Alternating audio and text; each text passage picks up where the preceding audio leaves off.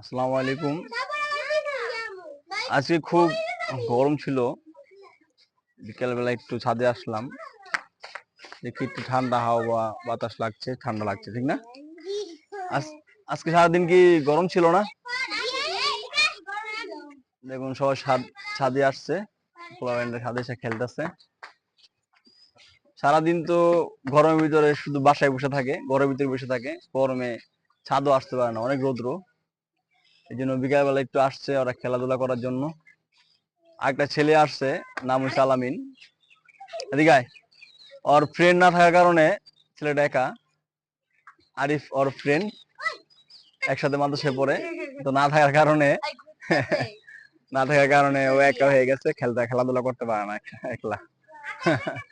একটু ছাদে আসছে, ঘুরতে আসছে। হ্যাঁ, প্লেন যাচ্ছে আকাশ দিয়ে। প্লেন কি দেখতে পারবো? মনে হয় না, অনেক উঁচাই প্লেন।